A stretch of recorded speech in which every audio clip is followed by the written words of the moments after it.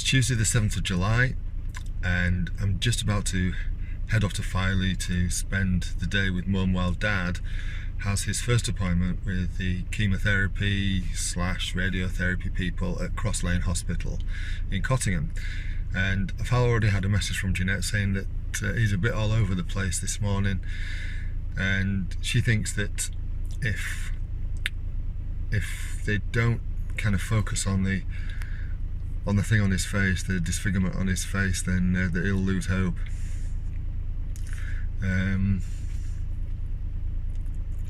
So I'll let you know what the results are later in the day. And it was good. So what was this guy called? What was this guy called? Dr. Roy. Dr. Roy, right, okay. Yeah. So we've got Roy, Campadari and Proctor. Yeah. Right. But there was Dr. Lyon I saw first. the dermatologist, because I was referred to the dermatologist. Yeah, because he was at Malton, wasn't he? That was at Malton. But when Dr. Chapman... Who's Chapman? She was the family doctor. Right, okay. Well, when I went there, because you're going to see the nurse first, and it's to do antibiotics. Well, I was on a second round of antibiotics. She called Dr. Chapman. She said, "Oh yeah, it's not fixing, it's a sebaceous cyst, is that? Yeah. I'll give you another dose of antibiotic." So, yeah, it was all right. And then during that week, can you do me a favour? Just turn the telly off. She can. And then during that week, it started sinking in the middle. Yeah. It was Saturday, so there was no surgery. I know, that was when you rang me and said, "Can you come through?" Yeah, it's when I went to hospital. Yeah. And on a Saturday, they have a GP clinic on a Saturday. They do it on a night time at Scarborough Hospital. And this GP looks at it and says, "Oh yes, it looks like the sebaceous cyst has got infected." Yeah. So she said, "I'll give you another course of antibiotics and go to the doctor on Monday." But before I got to the doctor's, Dr. Chapman rung me and said they'd had this letter from Scarborough Hospital. Could I send a picture in? Which, after a lot of farting about what have you, I managed to get it sent through. A bit later on in the day, she says, "Oh, thank you for the picture." She says, "It looks a bit different to when I last saw it." So she says, "I've referred you for a CT scan." And then, what was it? I got a letter from the dermatology people, go to Malton to see Dr. Lane at Malton. Yeah. When he saw it, he had a look at it and thought, "Oh yeah," he says, "I'll take that off next week." Yeah, that's right, yeah. Yeah. Then of course when I got the week after, he said, "Well, I can't take that off," he says. "It's too hard, I don't know what it is." So that's when the biopsy went in. Yeah. 3 weeks later, when I went to see him again, I said, so is it cancer? He says, "Yeah," but he says, "We don't know what." He says, "I've referred you for a CT scan." CT scan, yeah. And then the oncology people got in touch, Gemma from Scarborough, saying about the CT scan, and we'd like a blood test as well. And we've arranged for each to have a blood test at Scarborough Hospital. So, and then we said, "Okay, we'll get the biopsy, the scan and the blood test and get on from there." And then sort of from there I got let's say telling me to go to York. Yeah, I mean that one, that first week was bloody horrible. Oh well, and then when I went to York, covered in my own mind that I had cancer, and just Dr. Prox says, "Tell me it straight, I want to know where I stand." Yeah. He says, "Well, it's complicated." It's been a key word throughout this whole thing, hasn't it? It's complicated. He says, "You might have 12 months. Yeah.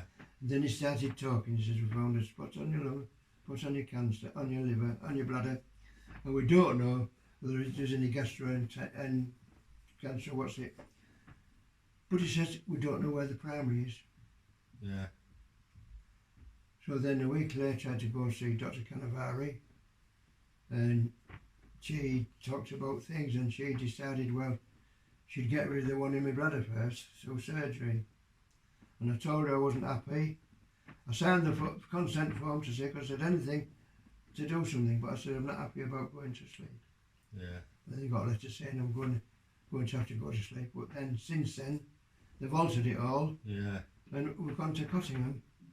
And no, you don't need to. We're not doing that invasive surgery. He says, I think I can see that, but we can do something about that. And I zap that once, or zap that once. And we're going about that. You might have to come every day for 5 days. 2 days off and every day 5 days, or 10 treatments. Yeah. Yeah. So that's for radiotherapy. I think that's for radiotherapy on here. Yeah. The immunotherapy, Jeanette's been making notes, she's been writing like a bloody stenographer. I'm actually quite pleased that the sort of like one of my biggest concerns throughout this whole thing, and oddly enough, I recorded a thing talking to the camera about this last night, because and it's still a question I want to ask, because it's not often, that these possibilities to talk about these things crop up. Now we talk a lot.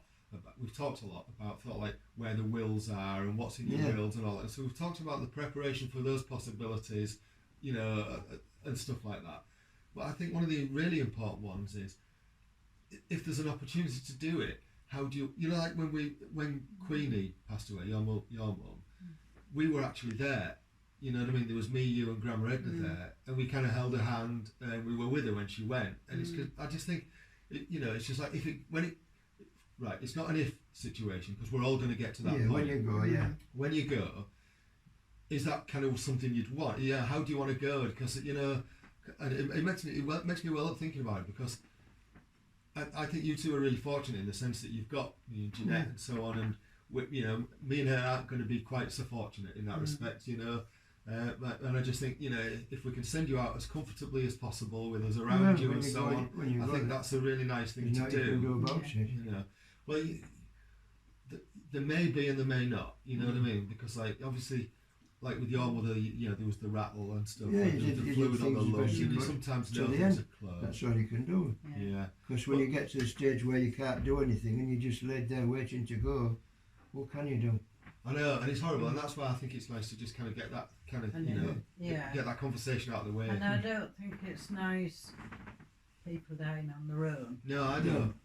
I don't. But you see, this COVID thing, there's lots of it happened because people look at them through glass and one thing and another. I know, and I tell you what, as much as they'll have to fight me back with a stick, if you know what I mean, to just for me to not be there, if that's what you wanted, they'd have to fight me. They'd have to bloody arrest me to stop me from being there, you know what I mean? They'd have to go that far, they really would. I'd be with you. Yeah. But anyway, so we're not there yet. So so today's been positive in the sense that no chemo. It's been brilliant. And I'm actually really chuffed about that, because the chemo thing was one of the things that it actually really concerned me, Dad, because I knew it makes people ill. Yeah. And then when it makes you ill, that makes you feel crap, and then that affects your immune system. Yeah. And it makes you, and I didn't want the deteriorate. But with this immunotherapy, it's going to boost your immune system. Yeah. And I'm kicking it into touch all the time. Yeah. And you don't want to die feeling crap. No, absolutely. If it's you're going to die with a whiskey bottle in your hand. I mean, the nuts and bolts of it is that, it's we'll horrible. get them to fill the syringes as well with whiskey. Yeah, put it on drip. Yeah. I don't know whether it's a good thing or a bad thing, but none of us ever really know what is the thing that's going to polish us up. No, never know what's in store for the And it's future. a good job in some cases. It is. But actually, now you kind of, unless you get run over by a bus or something stupid like that, you can have we know, you know what I mean, it's probably going to be this at some point. Yeah. But we're hoping it's going to be a longer point than we originally forecast. Yeah, and then the thing is, all right, you you can have this attitude in the first place, like I've got now, but as it develops and you get more ill, you're going to have to rely on your body and your brain producing this immune system to get you through it. Of course, you're going to get to a stage where you're not really with it. Yeah. But I can't see you getting to a stage where you're not with it. well, I'm not going to. That bit you'll fight to the end, I know. Oh, well, that will be pretty awkward. But no, You'll be an awkward bastard, I am. I didn't want to say it. Why? You swore I at me stopped you before. before. No, I'm actually really. I feel quite relieved that they've not gone down the something's chemo up. route. It could happen within the next couple of weeks. I'm relieved that something's happening, but I'm more relieved that they're not going down the chemo route.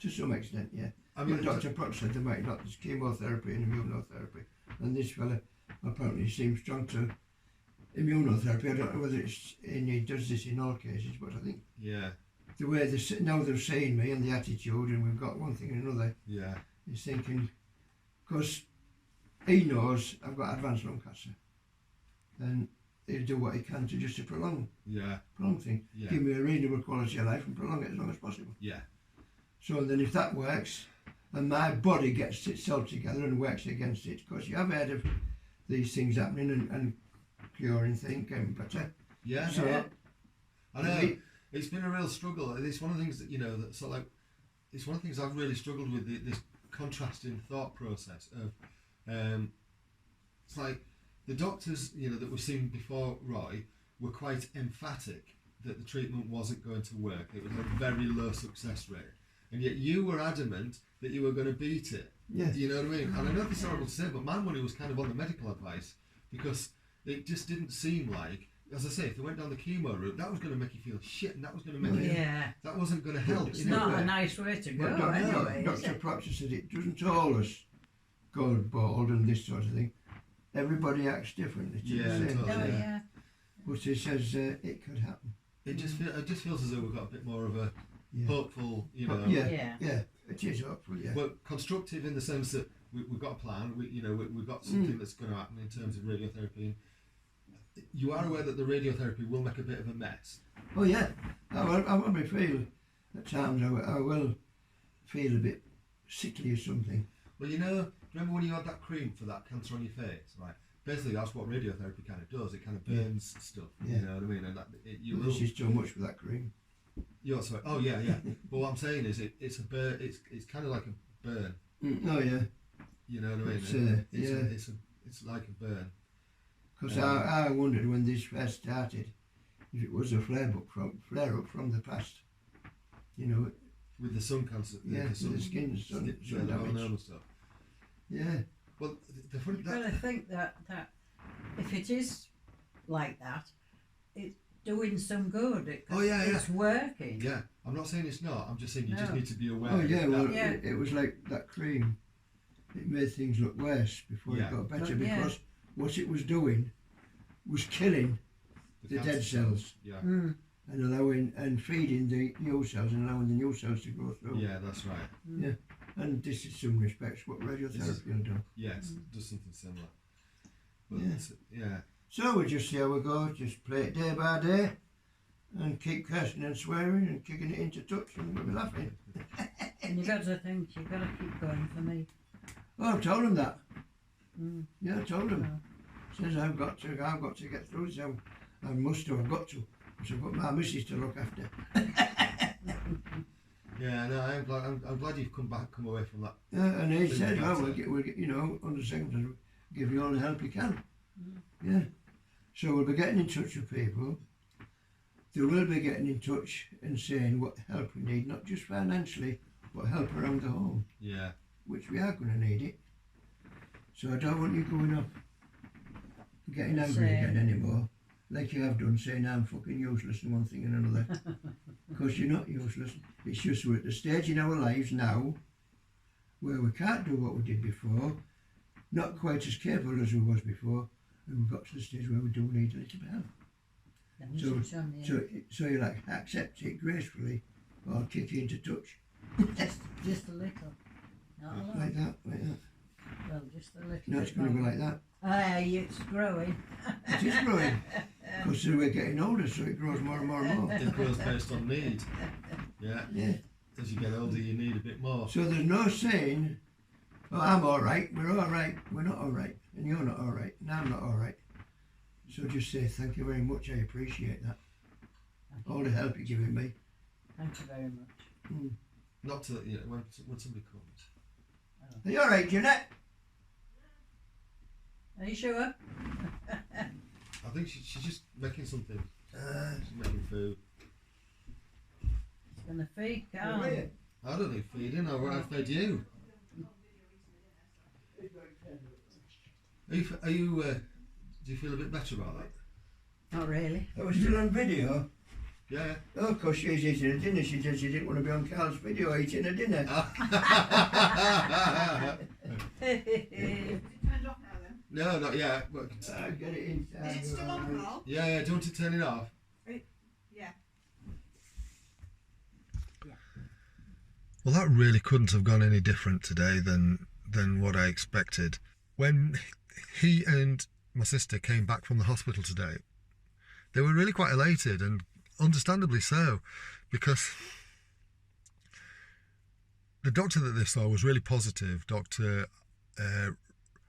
Rajarish, I think it was something along those lines, but Dr. Roy, he was really positive, and he was really positive that they could make the quality of whatever time Dad's life has left much better, rather than going through he's wanting to avoid chemotherapy and go down the path of immunotherapy, which, as I understand it, is still quite experimental and clever, very clever from what I can gather, in that it trains your, or coerces, it does something to your own immune system so that it attacks the cancer cells. Now, Dr. Roy was still quite adamant that there was going to be no cure, and that this was still going to get him, still going to get Dad, but that it wasn't going to be, he's confident that it could extend the process, slow down, basically. What he was saying was he was going to slow down the way that cancer's attacking him. Dr. Roy is also more convinced that the cancer is lung cancer, and aggressive lung cancer, and that's what's caused the tumours that have popped up on Dad's body, including his face. And yeah, so Dad's a lot more confident, and I must admit, I do feel better myself. So let's see where it goes from here. Dad's got an appointment tomorrow to have a mask fitted for the radiotherapy for the facial tumour. So, because he needs to be totally still, because there's a risk of obviously the radiotherapy hitting various sensitive aspects of Dad's face. So he's going to have a fitting for a mask. So things are moving pretty quick, and I'll let you know the outcome as they do. And that'll be my phone. Good timing.